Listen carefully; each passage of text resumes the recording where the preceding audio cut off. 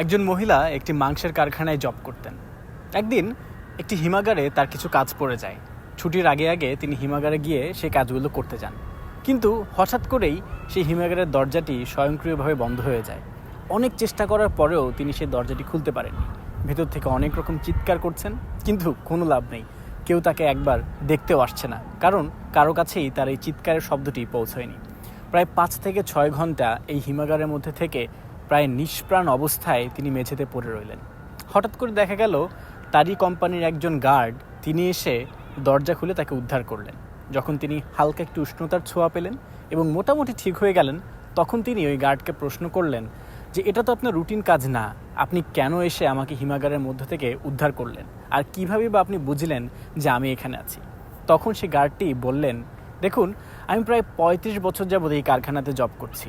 প্রতিদিন হাজার হাজার মানুষ এই কারখানাতে আসে, হাজার হাজার মানুষ এই কারখানা থেকে চলে যায়। কেউ কোনো দিন আমার দিকে ফিরেও একবার তাকায় না। শুধুমাত্র এই 35 বছরে আপনি একজন মানুষ যিনি প্রতিদিন সকালবেলা আমাকে গুড মর্নিং বলেন, আর যাওয়ার সময় আপনি আমাকে বলেন সি ইউ টুমরো। আজকে সকালেও তো আপনি আমাকে হ্যালো বলেছিলেন, গুড মর্নিং বলেছিলেন, কিন্তু যাওয়ার সময় প্রত্যেকের বিদায় দেখলেও আমি আপনার বিদায়টি দেখতে পাইনি। আমি অপেক্ষা করেছিলাম যে আপনি আমাকে বলবেন good night, see you tomorrow, কিন্তু যখন আপনার উপস্থিতি আমি খেয়াল করতে পারলাম না, আমি ভেবেছিলাম আপনি হয়তো বা কিছু কাজে আটকে গেছেন। আমি তখনও প্রায় 1 থেকে 1.5 ঘন্টা গেটে অপেক্ষা করেছি।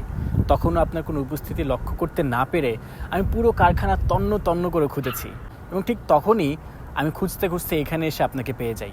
আসলে কি জানেন, ওই যে আপনি সকালবেলা আমাকে গুড মর্নিং বলতেন আর শেষে গুড নাইট বলতেন, সি ইউ টুমরো বলতেন, ওই জিনিসটা আমাকে প্রতিদিন মনে করিয়ে দিত আমিও একজন মানুষ।